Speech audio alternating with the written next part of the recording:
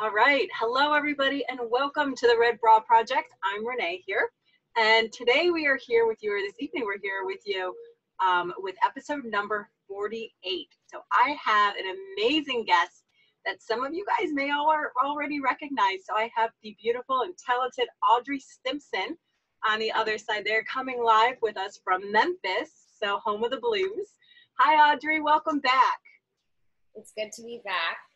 It's so good to be back. And so for all of our viewers turning in, Audrey actually, this is a Red Bra first. So she is returning to our YouTube channel to share with us a different story. And this story is a story that has happened since the last time. I do have some movement behind me, y'all. Just ignore that. And this is a little bit of a different story because the last time we saw her, we were really focused on career and where she was in her life. But if you can go back to episode number 21, it's magnificent. Madison and Melrose, so she talks about a time in her life when they were really business and focused on kind of marketing and things like that with her business partner and best friend. And now we're here in a different part of Audrey's life, and she's going to share with us such an incredible journey and message. So Audrey, why don't you tell us a little bit about yourself from NYC to Memphis, and kind of we'll jump right in. Okay, so I recently moved back to Memphis after 8 years of living in Manhattan, doing that crazy work life, trying to balance, not as much balance there. And I started a journey recently to come off of Adderall after 23 years. I'm one of the longest people that's been on the drug since I was 7 years old. And it was really, really it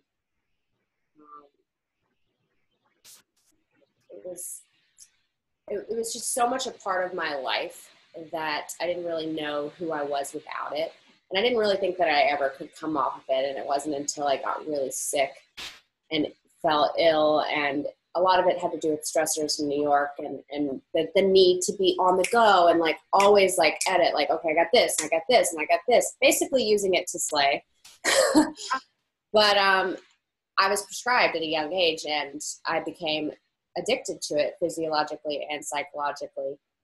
And I was having a lot of gut health problems as well as skin issues, and I started fainting. I was hospitalized a couple of different times. The Adderall led to anti-anxiety meds, which led to antidepressants, because the doctors would just keep prescribing. Big pharma doesn't really care as long as they're making money. So let's just plaquette it with something else. And the anxiety and the struggles that I had with Adderall before that were already so horrible. I mean, it causes a thing called attorexia, which is like anorexia, but on Adderall. It really causes you to hyper-focus on everything to the point where you can't really see what's real and what's not real anymore. But it does give you that superwoman power feeling, like you can get anything done, but you're not really there. Yeah. So you can do as many things as you need to in one day and not stop, and nothing's going to stop you. I mean, I have not ever taken Adderall, but it just sounds like such an addictive feeling and high almost. It is. And it's probably it's definitely the hardest thing I've ever done. And I've done a lot of very difficult things, but I never thought that I'd be able to get off of this drug. And I wouldn't have been able to do it had I not used certain steps.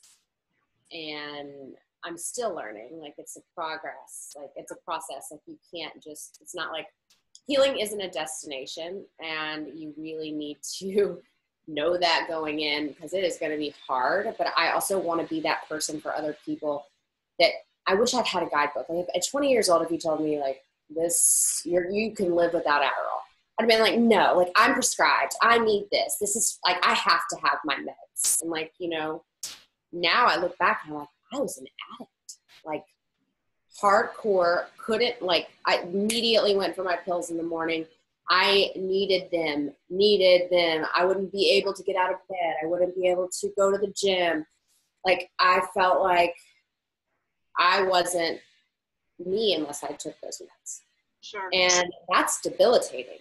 But I also just never knew who I was. I went through puberty on Adderall. Wow. I don't know my emotions without the drugs. So there was a lot of kind of trying to figure that out as well. But the turning point was the fast-paced life of New York City and knowing that I was fainting and getting sick with a lot of gut health issues, which Adderall causes. And I just couldn't live like that anymore. Obviously, I really feel like I was dying.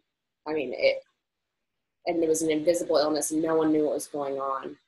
So I knew, and also I was, running my own business, which I'm still running, but, less clients, less craziness, because it's not normal to be a robot. Like, it's not normal to work 24 hours a day, but that's what the world demands of us now. And that's not healthy.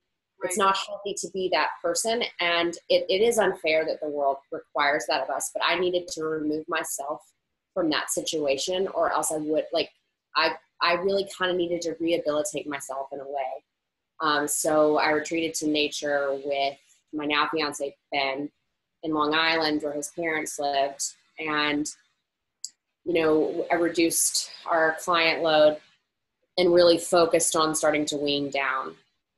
I can keep going and talking forever if you want to have any questions in between.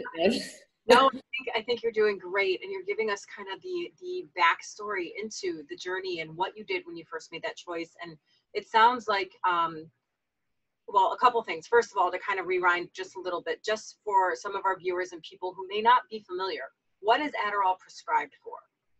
Adderall is prescribed for ADHD, attention deficit hyperactivity disorder, or attention deficit disorder. And a lot of that is, in my opinion, trauma related, from childbirth and in utero and the first 3 years of life, which I'm going to go to in detail in my book because it's a little too complicated to kind of explain in such a short period of time. But I also feel like it's very diet based, and a lot of foods cause a lot of ADHD symptoms. ADHD is also attributed to anxiety because it is the fear of not being able to do the things that you need to do. Like, I've experienced more of that and some depression coming off of the meds, because I'll be like, I have all these things to do and I have to write all these lists down and I feel like I'm going to forget things. So it's really an anxiety of trying to do too many things and the fear of not being able to. Okay. So it sounds like it's a very common thing that people deal with. And there's a lot of people diagnosed with ADHD and anxiety and things like that. But then there are also, people choose to deal with it on different ways. And there have been a lot of people prescribed Adderall as well from, like you said, a very young age.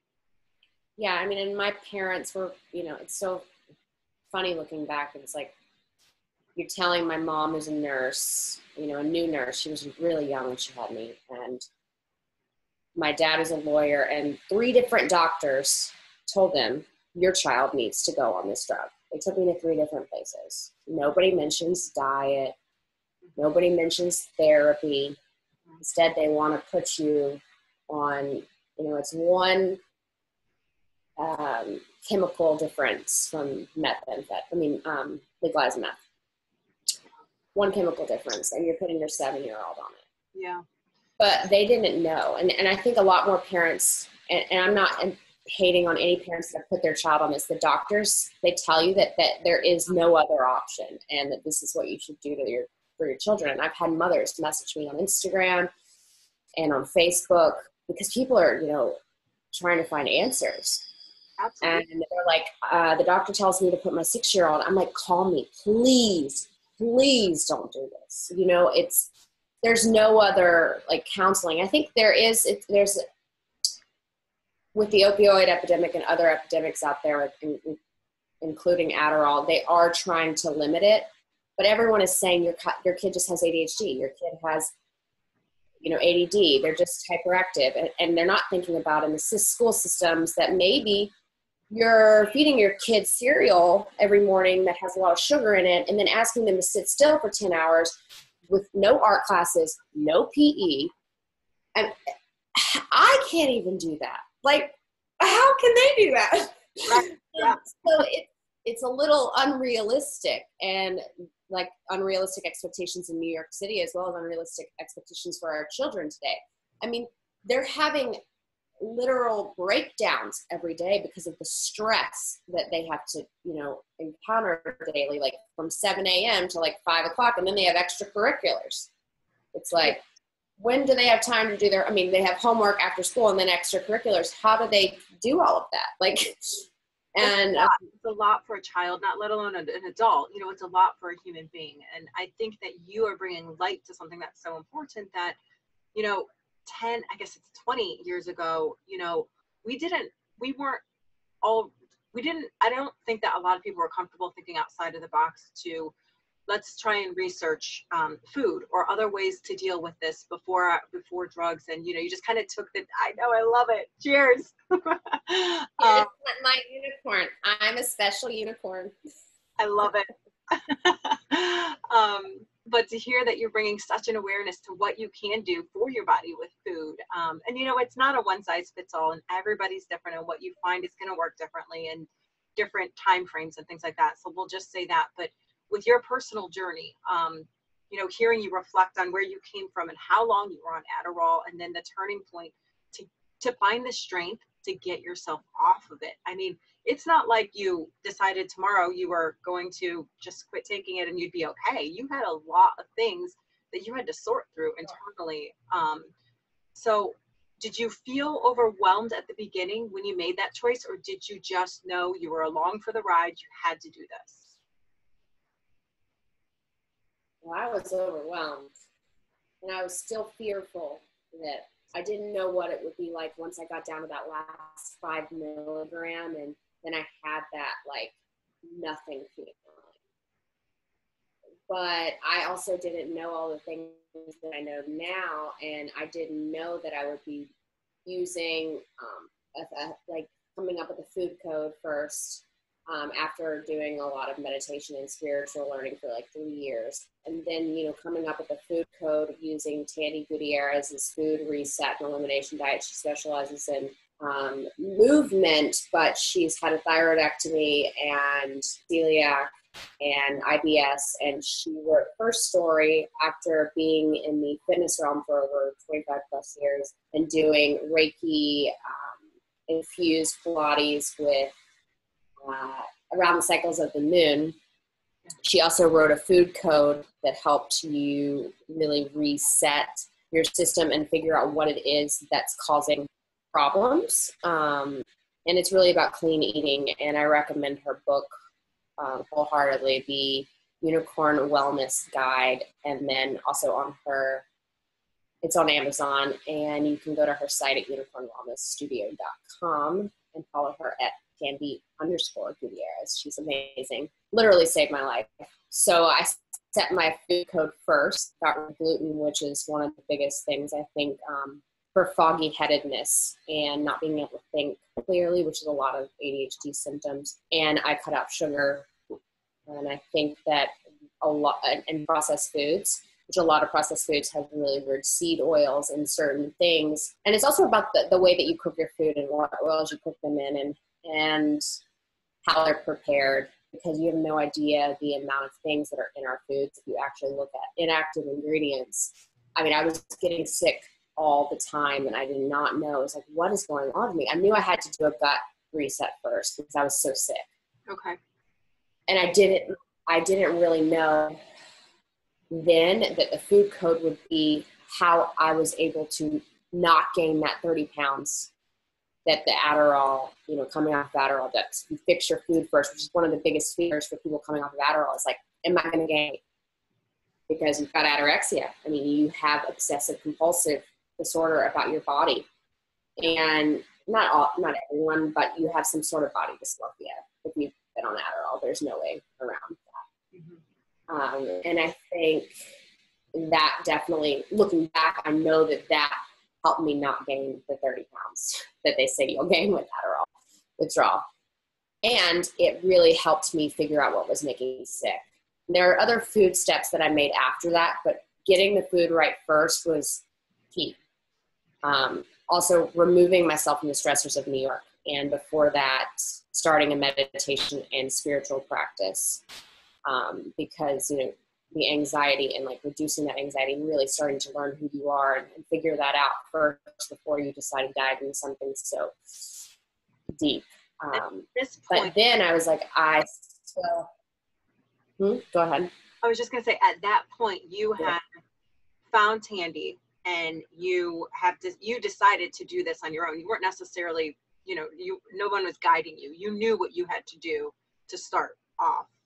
I knew what I had to do, but I had met Tandy at a full moon. She invited me to a full moon ceremony after I'd met her at a fitness event, and I was having all these issues, and I was like, I don't know what to do. Like, I'm breaking out everywhere. I have joint pain.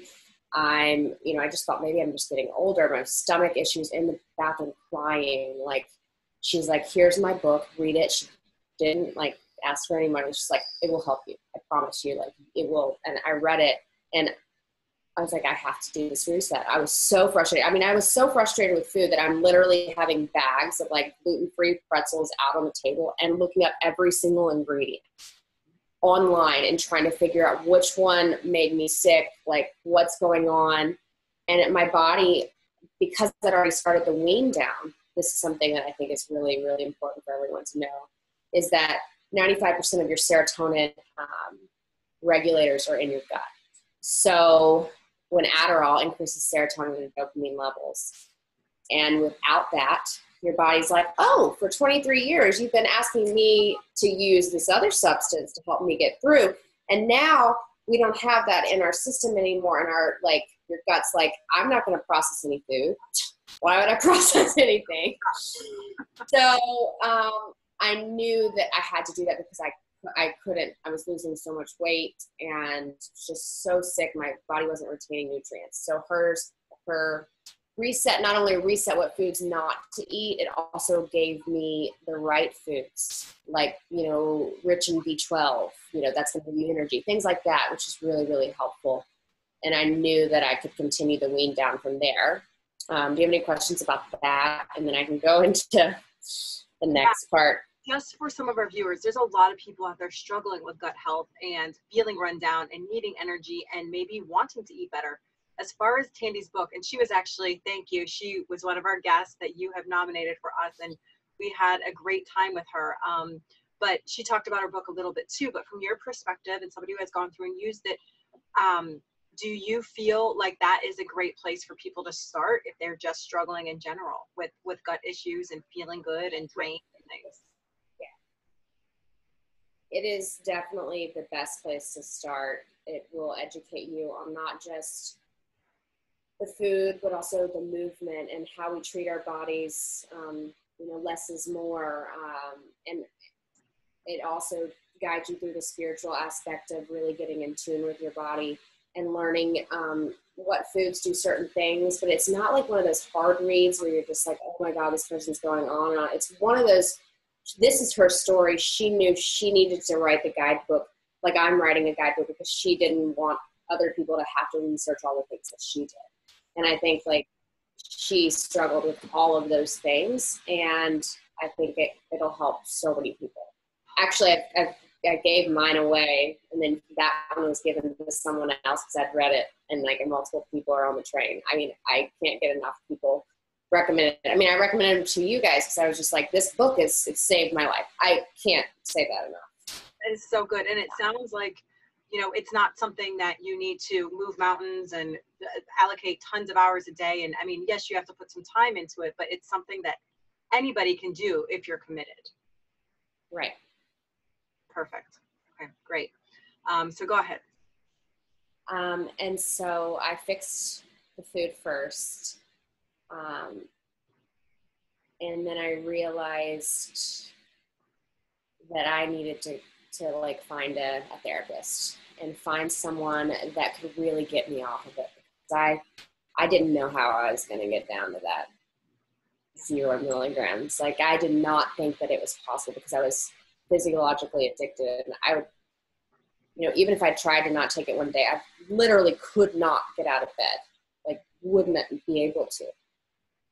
I was like, I've got to figure out how to find someone that does cognitive behavioral therapy or hypnotherapy or something that kind of gets into the root of the trauma problem and not just dealing with, not just the trauma, but the actual addiction. Because like, I know what's wrong with me, but I need someone to go in and like fix it. Like, cause I can't seem to like be able, you know, I can't make that switch just go off from addiction, you know? Mm-hmm. So I found this guy named Herb Cohen in New York. And he's like an artist too. He does channel art. He's very spiritual, but he also is a psychiatrist. He does cognitive behavioral therapy, which is CBT and EMDR and brain spotting. And what else did he do? Anyways, he does all of the different tools, and he uses a lot of them in tandem to achieve what he needs to achieve. But EMDR is the one that I dove into for the Adderall. I called him up and I was just like, I'm trying to come off of this Adderall. I'm really, really struggling. I see that you work with addiction. He's an addiction specialist. And I really want, I don't know about the hypnotherapy or the CBT, the cognitive behavioral therapy, if that'll work. And he said, I can get you off of Adderall in one day. Were you like, what? Yeah. No, there's no way. Like, I have an addiction problem. I'm aware. Like, I've been calling rehabs. I was serious. I was like, I know that I'm going to need to be somewhere where I don't like lose my mind and no one needs me for anything work-wise. And like, I don't know how I'm going to do this. He's like, no, I can do it in one day. I mean, you're going to need to do more trauma therapy to get rid of the underlying problem, or else you'll get addicted to something else because the trauma's still there. Makes sense. But I can get you off that one day. And he tells me that he's gotten people off of meth in one day, heroin in one day, all these other drugs. There are certain drugs that he couldn't get people off of because it affects a certain part of your brain, which I'll go into a little bit in the book, but I don't really want to write too much about psychiatry, as in I'll be getting a lot of flack for that if I say or speak about it incorrectly. Yes. I do not, I'm not a psychiatrist. No. So I was like, okay, I'm going to go and do this. And we did like a starter session. And then we had like the EMDR session where the EMDR is eye movement, desensitization, and reprogramming. Okay. So they focus on your eye movement, and you have these processors, and it targets a certain part of your brain that can't be your memories, basically. And it basically takes all of he took me through, I had to have these little buzzers. He's like, take me through to all of the experiences on Adderall kind of thing. So I'm having to remember these. And he said, tell me when it starts flooding in, when the memories just start coming in. And I'd be like, okay, they're coming in now. And then I think that there were certain things he did while that was happening. But he was working on my eye movement because he could see when I was in that space. And he was, using these movement sensors in tandem with like watching my eye movement. And it took me through every use of Adderall. It even included like booze, like with wine, because wine I used to come off of it. And it took me through every experience, like I was on the treadmill or I was like slaying on a photo shoot, or any time that I felt good from that Adderall that made me feel like that's what made me tick, or that's how I got through the day, or that's how I was able to work out, or that's how I was able to do those photo shoots. And after it was over, I was kind of like, that was it? There's no less than anything. And Ben was with me. Ben's my fiance, for anybody who knows. Also, check out his artwork. He's amazing. At Moon Ben. So I went home, and then the next day I woke up and I didn't want to reach for my Adderall. I didn't need it. And I was like, there's no, like, what? Like, this is the weird, and I didn't have the immediate withdrawals. or anything like the physiological withdrawals, like I can't get out of bed. I mean, I was tired and there was like some physical stuff because my body had been taking for 23 years. But that actual, like, I need it to get through, or I'm going to need to do meditation like 20 times a day to be able to get through this day. That wasn't there. I just didn't take it. Wow. That is incredible. How long ago was that? 4 months ago. 4 months. And the thing is that they won't let him publish. This is really what I want to talk about. One thing I forgot to mention in the interview that we did, the writing interview, yep, is that he has tried really hard to get funding for research to prove that addiction can be cured in one session, and then follow up with trauma therapy using CBT, EMDR, and other therapies and modalities to get rid of the trauma, the underlying cause of, depression, anxiety, ADHD, other things. But a lot of these hospitals and the places where he can get articles written are all sponsored by big pharma. Right. And it's not a profitable business if there is no addiction. Rehabs work on the fact that people keep coming back. Mm-hmm. So if there's no more addiction, if people can get off addiction in one session, then they wouldn't be making any money. Mm-hmm. And then there's these drugs now to counterbalance addiction, which just more people get addicted to. Yeah. Methadone, other things like that. So it's all about money, which we all knew already, but I want people to know out there that if you have an addiction problem, EMDR literally can get rid of your addiction in one session, unless it's benzos, because it works different part of your brain, or yeah, that's it. Wow. And have you had any follow-up treatments, or, I mean, I know you have to. I was working on some EMDR with him before I left some more, but I just found an EMDR doctor here because I really want to work on the underlying trauma and get rid of more of the depression and anxiety, which I'm still working on, but other things are helping too, and I'm working on holistic modalities to try to counterbalance that. The food code is keeping everything else in check as far as like being able to focus and do those things, but the depression and anxiety, that takes a little longer to work through. And that is also just because your body's like still reacting. Yeah. Oh my gosh, Audrey, so happy for you. Like over the moon happy that you're able to sit here and you are talking with us about your journey and how healthy and incredible you feel now and where you've been. And to hear it from you, it's like you didn't think you could ever get there, even though you wanted to, you desperately wanted to.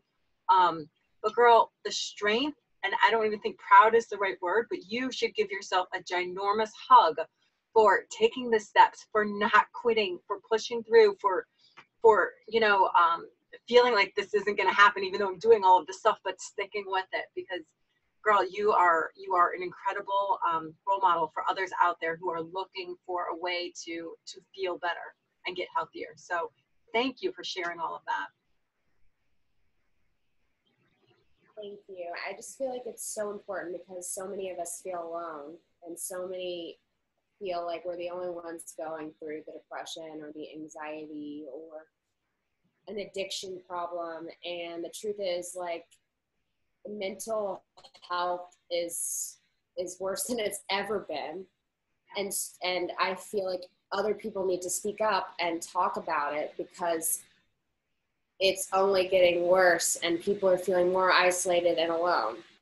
So I feel like if I can help one person not have to be on this drug or not feel like I can't do this, like I don't want that, that young mom that's like, I don't know if I should put my child on this, or that 16-year-old or 13-year-old that's on Adderall that feels like they're not good enough and they'll never amount to anything because of the obsessive compulsion and anorexia and body dysmorphia and heightened anxiety that it causes, to the 30-year-old that's like, I don't know if I can ever live a life without these meds. and not gain weight and actually be able to hold a job and actually be able to work out and be motivated to do things that, you know, I like in life. Yeah. But I'm here to say that I maybe gained like 5 pounds. I am working daily. I'm here doing an interview right now, only 4 months off of Adderall, 40 milligrams after 23 years on the drug. And I moved across country. I managed an entire show at Art Basel, Miami, which I have no idea how I did, but I did it. Yeah. Also, listen to Pink. She's great. Her whole latest album really got me through the summer, and creating artwork got me through the summer from found objects and things that I was struggling with that will be a part of my book. And that was a part of your healing process. And right. Other things that you were doing to not replace, but to shift from your old lifestyle, so to speak, to your new lifestyle.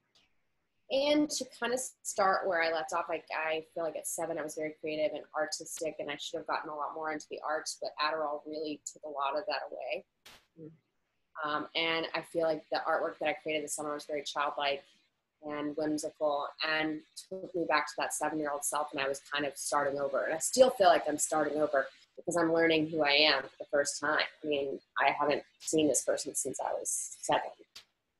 So it's a learning process. It's not like going to happen overnight, or it's not this easy one fix. Like, no, there are some days that I still don't want to get out of bed, or I cry all day, or I'm so anxious that I don't know if I can get things done. But the majority of the time, I'm much happier. People say that I'm lighter. People say that, you know, they can see me, and I feel like I can finally see myself, which is really beautiful. For anybody out there that's struggling with addiction or feel like they can't make it through the day, like, just know that you can, and it does get better. Just one foot in front of the other. Yeah. Love it. Yeah. Straight from your mouth and heart after only 4 months. And like you said, you had some big changes in there.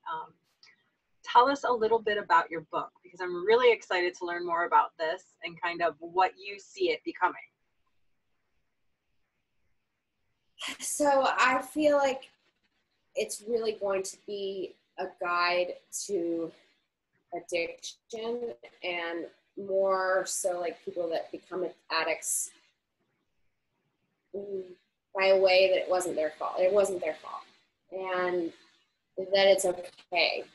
And it's okay to address those issues, and kind of a guidebook of coming off, because there's so many steps to really being able to fully dive into that and not feeling like, I feel like with ADHD, giving structure is very good.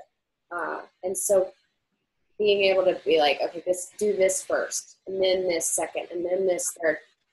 Because if you try to think, I'm just going to come off Adderall and not follow these steps, you won't be able to do it without having, if you Google what happens, that's what will happen. But if you do it the right way, you can thrive and live a life that isn't just living. You're not just living life, you're thriving off of Adderall and still being able to function. So I just want people to know that they can. And I feel like that's what my book is going to entail. It's also going to talk a lot about the process, EMDR, really diving into food. I'm going to attack Big Pharma a little bit. But, you know. Everybody is entitled to their opinion, 100%. Thriving off of Adderall. I love it. Do you already have a title? I do, but I'm not going to mention it. Okay, I figured. I was going to try to get a spoiler, a little alert in there. We like the red bra first, so. Tell our guests where they can find you, and are you open? It sounds like you're so open to chatting with people who need help at this point. Yes, anybody. I mean, I just talked with one woman the other day. She messaged me. She found me on Instagram at Modern Factory Girl, MODERN FACTORY girl. Got it. And she just sent me a direct message and said she found me, and then she wanted to, talk through how to come off of Adderall because she'd Googled all these things and she didn't know if this would happen or this would happen. And I guided her through the steps of, if you do A, B, C, and D, you know, and being able to do that is really like, it makes it all worth it. Like when I was struggling this summer, I was like, I don't know if I can do this. And I just thought about like, I have to prove I can do this. I have to prove that you can get rid. I'm still in the process of proving and finishing the book because the last chapter hasn't been lived yet. So I can't finish it. Yeah. So there's still some like, you know, holistic therapies and things that I'm learning for coping mechanisms. And there's still the hopes and approving that further EMDR therapy helps to get rid of the underlying trauma that causes ADHD symptoms, depression, and anxiety. I've spoken to a lot of people about that. And I also will be interviewing other people that have been on Adderall, childcare professionals that have worked with kids and things like that to add some more light on the epidemic that is out there. I mean, it is the biggest issue drug-wise in like the amphetamine. Like it's so abused that it's starting to come up in more papers. There's a lot more articles and people have hashtagged it and there's, you know, it started trending. Mm-hmm. So it's a big problem because people like me have been on it for 23 years and they're starting to see the repercussions of it. Ah, absolutely. Especially when you have so much going on in your 30s and, you know, you're hustling with a career, you're creating a family, you're doing all these different, you know, avenues, and it's going to catch up. So it does. It's like your body's like, okay, can't do this to yourself anymore. Yeah, we're done. Not the next 3 years, friend. Because there hasn't been a case study because there hasn't been anybody on it long enough. Really? Well, how would there, like, not until now. I mean, now it's like, you know, there wasn't 25 years of evidence. Now we know what it's like to have, and so I think there's going to be a lot more people popping up talking about it because they've been on it so long, and there's going to be a lot of people needing to get off of it for health reasons, like having to get off of it. Yeah. So there's going to need to be a guidebook to help them because it's scary to come off of it. I also think having a support system is very important. I was lucky enough to have one. I think maybe, you know, rehabs could work for certain people, but I do think you still need to do the steps that I talk about in the book. Otherwise, like, removing yourself from stressors, like 100%. I mean, you can't just quit this cold turkey and think it's all going to be normal immediately. It's a great point about your environmental stressors and where you live and what you do and how that's adding to it. Sometimes you can't remove those things. So I think that it may, you know, I originally said that I don't think everybody knew that I didn't recommend rehab, but that's because I technically had my own rehab where I went into nature and I kind of like was able to remove myself for a while. And I had a lot of parental support. My parents are very supportive and feel really bad that they put me on this, but it wasn't their fault. And so I had that support system. And if you don't have a support system, I do recommend going somewhere for a little while and doing these steps or removing, you know, having sort of an intervention of sorts, I guess, with yourself. Just if you have like 3 kids and you're like busy and you're trying to just quit Adderall in the middle, I mean, I don't recommend that. Like you need to kind of like, there's different ways for different people. And I do think you need like 2 to 3 weeks where you don't have to like do a lot of work. That's a good point. I was actually going to ask if somebody doesn't have a support system, you know, what your insight into that would look like. I would probably do the weaning method and still do the EMDR and start working on the trauma therapy first before trying to come off of it. But I do think that at least you just have to expect that you're not going to be 100% right away. Mm-hmm. And I think that, you know, you can manage, I give it at least a week. You need like, just take off work for a week. I mean, there's got to be like some sort of, you can't just quit and do your regular day activities. Like, yeah. But you can decide not to go 6 months to rehab and do what I'm telling you to do instead and just take a week. And then just expect that it's not, you're going to be slower. But you can actually not have the crazy withdrawals and physiological symptoms if you do the EMDR therapy. So. Great advice. And please, for anybody out there, reach out to Audrey. So we're going to put everything in our recap on our Red Bra page, theredbraproject.com. You can find her episode there on YouTube and the blog post. So everything will be linked in there in case you're watching this for the first time and you're wondering out how to reach her. So Audrey, I know you kind of talked about this a little bit about your Red Bra moment and being able to talk through and help guide somebody else. Can you tell us a little bit more about your Red Bra moment? And I love that Red Bra moments happen in all different sizes and shapes and every day. And this is just one that's really on your heart right now. And it's kind of that bold, confident, yeah, I did that kind of feeling. So share with us. So my Red Bra is my story, and I think that one of the biggest Red Bra moments I had was when I told you I talked to that woman on Facebook, Instagram, about coming off of meds and guided her through this, and she found me, just by searching for people that had successfully come off of Adderall, and being able to help just one person, change their life that's my Red Bra moment. And my purpose is no longer just my career, or I got my master's in fashion photography, and I'm not using that per se, but I also, have a company that's content creation and social media, and using all these aspects of the things I learned, which I need to photograph things for my book. I need to market things for my book. And this book is my purpose, to help people not feel so alone in this world. And it feels good to know that my purpose is actually been my biggest struggle. Yeah.